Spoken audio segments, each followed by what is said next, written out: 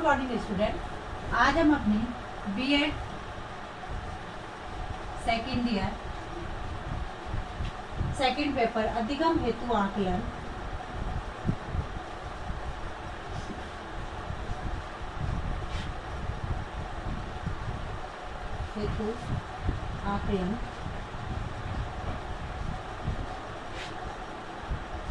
आज का हमारा टॉपिक है। इसमें हमने सब पहले अभिवृत्ति शुरू किया था। अभिवृत्ति का अर्थ, परिभाषा, इसके प्रकार, इसकी विशेषताओं के बारे में हमने अध्ययन किया था। अब आज का टॉपिक है अभिवृत्तियों का आकलन या अभिवृत्ति मापनी।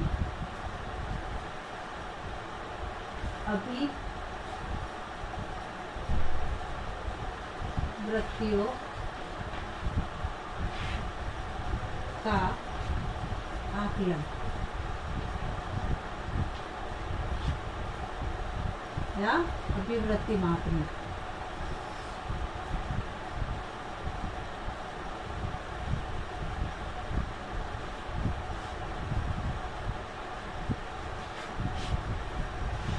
अभिवृत्ति मापनी, इसमें सबसे पहले है अभियोग्यता। अभियोग्यता अभियोग्यता क्या है? इसका अर्थ व्यक्तिगत भिन्नताओं का एक प्रमुख कारण है अभिवृत्तियों में या अभियोग्यता में अंतर भी होना भी है। अभियोग्यता में विभिन्नता होने के कारण कोई व्यक्ति मतलब उनकी जो एबिलिटी है उसमें भिन्नता होने के कारण कोई व्यक्ति घास काटने की योग्यता रखता है, तो कोई अभिनेता, कोई टाइपिस्ट, कोई इंजीनियर बनने की, कोई डॉक्टर बनने की योग्यता रखता है। यह बालक द्वारा जो अर्जित की जाती है, यह जन्मजात नहीं होती है अभियोग्यता, बल्कि बालक इसको समय के साथ साथ अर्जित करता जाता है। बालक के विकास एवं व्यक्ति की व्यावसायिक सफलता उसके घर के माता पिता अभियोग्यता को समझ सके तो बालक के समुचित विकास हेतु उपयुक्त पर्यावरण तैयार किया जाता है। यानी बालक यदि उसके माता पिता चाहे तो बालक को क्या बनना है, क्योंकि बालक को जिस प्रकार का जैसा वातावरण मिलेगा बालक उसी के अनुसार रहेगा, उसी के अनुसार उसका अनुसरण करेगा। यदि बालक को एक सकारात्मक एनवायरनमेंट मिले या सकारात्मक उसको वातावरण मिले तो उसका बिहेवियर, उसकी अभियोग्यता भी उसी के अनुसार होगी, सकारात्मक होगी और सोच भी उसकी सकारात्मक होगी। यानी कुल मिला के बालक के ऊपर उसके वातावरण का बहुत बड़ा प्रभाव पड़ता है। और यदि व्यक्ति को व्यावसायिक सफलता हासिल करनी है तो घर के जो माता पिता है वह माता पिता अभियोग्यता के महत्व को समझे और समझ सके तो बालक के लिए एक ऐसे समुचित वातावरण का तैयार किया जा सकता है जिससे घर रूपी खान में छिपी हुई, घर क्या है, बालकों के लिए एक खान है। जैसे कोयले की खान होती है, कोयले की खान से हीरा कैसे तराश के निकाला जाता है, उसी प्रकार बालक के लिए घर जो है वह कोयल खान है जिससे कि उनको तैयार किया जाता है और छिपे हुए बालक रूपी हीरे की चमक दिखाने के अवसरों की अधिक संभावना रहेगी। अतः अभियोग्यता के मुख्य उद्देश्य है बालक की छिपी हुई प्रत्यक्ष या अप्रत्यक्ष योग्यता को पहचान कर उसे उचित पर्यावरण प्रदान करता है, जिससे बालक या व्यक्ति की उसकी अभियोग्यता, उसकी रुचि के अनुसार शिक्षा दी जा सके। यानी कुल मिलाकर बालकों की अभियोग्यता, उनकी योग्यता के अनुसार उनको देखकर उसी तरह का वातावरण प्रदान करना, जिससे कि बालक की हम योग्यता को पहचान सके, बालक को किसमें रुचि है उन रुचियों को जानकर उसी प्रकार का उनको एनवायरनमेंट या वातावरण प्रदान किया जा सके।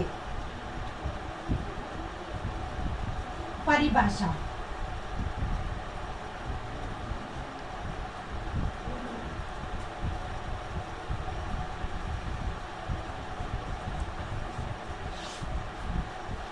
अभियोग्यता की परिभाषा।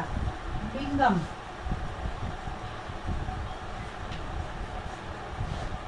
बिंगम के अनुसार। अब बिंगम ने यह कहा है कि अभियोग्यता किसी व्यक्ति के प्रशिक्षण के उपरांत उसके दक्षता या प्रतिक्रियाओं को सीखने की योग्यता है।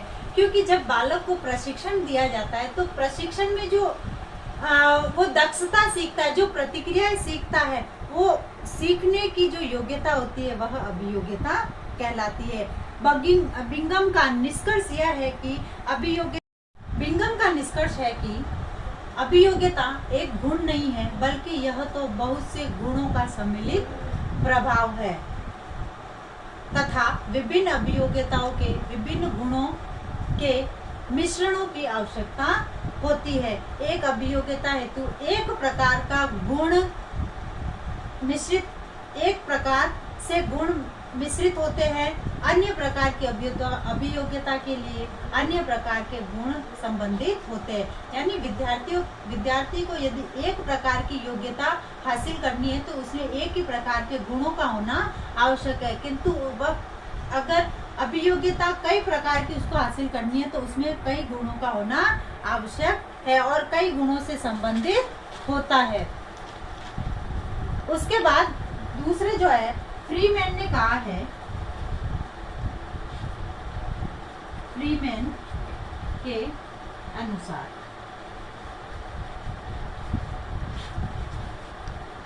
इन्होंने ये कहा है कि अभियोग्यता एक स्थिति या विशेषताओं का समूह है। अभियोग्यता एक स्थिति या विशेषताओं का समूह है जो यह इंगित या इशारा करता है कि व्यक्ति किस विशेष ज्ञान, योग्यता या प्रतिक्रिया के समूह, जैसे भाषा बोलने की योग्यता है, संगीतज्ञ बनने की योग्यता है, यांत्रिक कार्य करने की योग्यता है, खेलने की योग्यता है, उन सब का विकास करता है। योग्यता में अंतर यह है कि योग्यता का संबंध वर्तमान से होता है कि वर्तमान में बालक ने क्या अचीव किया है, क्या हासिल किया है। यह दक्षताओं, आदतों एवं शक्तियां है जो कि व्यक्ति में अभी है और जो व्यक्ति को कुछ करने योग्य बनाती है। योग्यता जो है व्यक्ति को कुछ करने योग्य बनाती है। उसकी आदतें कैसी है, उसकी योग्यता क्या है, उसकी शक्ति क्या है, जो व्यक्ति को कुछ करने योग्य बनाती है और संकेत करती है। और अभियोग्यता भविष्य की ओर इंगित करती है, भविष्य की ओर संकेत करती है, जो व्यक्ति के वर्तमान आदतों, उसकी दक्षताओं, उसकी योग्यताओं, उसकी रुचियों के आधार पर भविष्यवाणी करती है कि अमुक व्यक्ति प्रशिक्षण द्वारा व्यवसाय में सफलता प्राप्त करेगा या नहीं करेगा। तो यानी योग्यता और अभियोग्यता में एक ही अंतर है कि वह वर्तमान को बताता है और अभियोग्यता है जो भविष्य को बताता है। उसकी आदतों, उसकी रुचियों, उसकी योग्यताओं को देखकर ये पता लगाया जाता है कि भविष्यवाणी की जाती है अभियोग्यता में अमुक व्यक्ति प्रशिक्षण द्वारा व्यवसाय में सफलता प्राप्त करेगा या नहीं करेगा, या फिर नौकरी हासिल कर पाएगा या नहीं कर पाएगा, उसकी मेहनत को देखकर। अब है अभियोग्यता की विशेषताएं।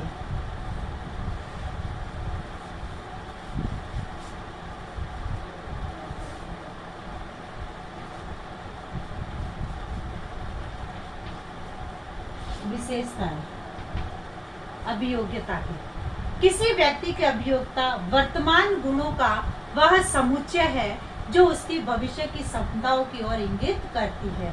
यानी अभियोग्यता वर्तमान गुणों का वह समुच्चय है, वह संबंध है जो उसके भविष्य की जो क्षमताएं है उसकी ओर इशारा करती है कि वर्तमान में ये जो कर रहा है इसके आधार पर भविष्य में क्या करेगा या क्या बनेगा। यह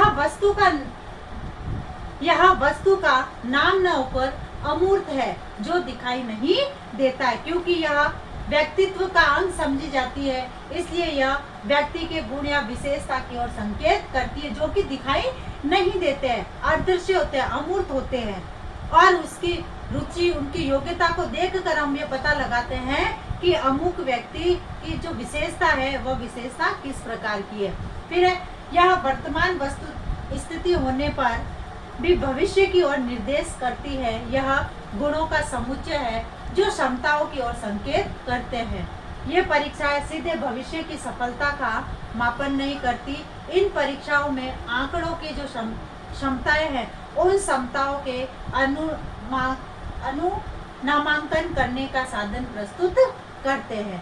फिर अभियोग्यता जो है, अभियोग्यता का रुचि, योग्यता, रुचि, योग्यता, संतुष्टि, रुचि, योग्यता, संतुष्टि से घनिष्ठ संबंध रहता है, जिसके आधार पर पता चलता है कि व्यक्ति को किसमें रुचि है, इसकी योग्यता क्या है और यह संतुष्ट है या नहीं है। फिर यह व्यक्ति की जन्मजात योग्यता नहीं है, बल्कि किसी कार्य को करने में उसमें संयुक्तता के भाव व्यक्त करती है, यानी जन्मजात नहीं होती है। यह बालक जो है, अभियोग्यता जो है, वह पर्यावरण के साथ साथ, वातावरण के साथ साथ रहते हुए, देखते हुए उसको अर्जित करता है। किसी भी अभियोग्यता के विकास में जन्मजात एवं अर्जित गुण के मध्य स्पष्ट परस्पर मध्य संबंध होता है, यानी किसी भी योग्यता या अभियोग्यता के मध्य जन्मजात हो या अर्जित गुण हो, इन दोनों में परस्पर संबंध होता है।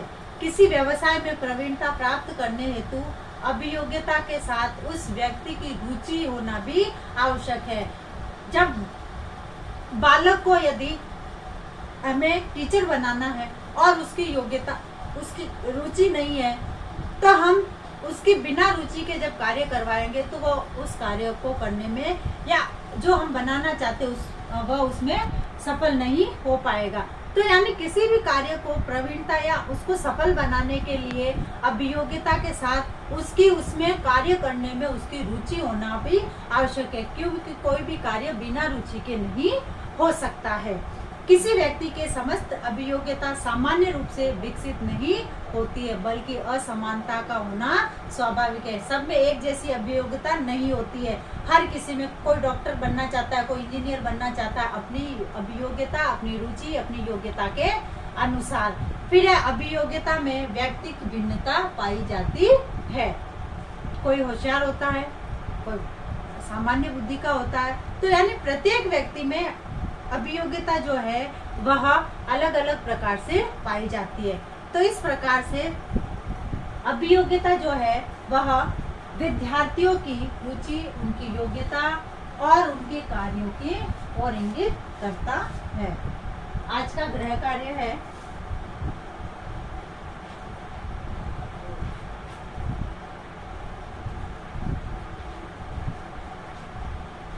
अभियोग्यता को परिभाषित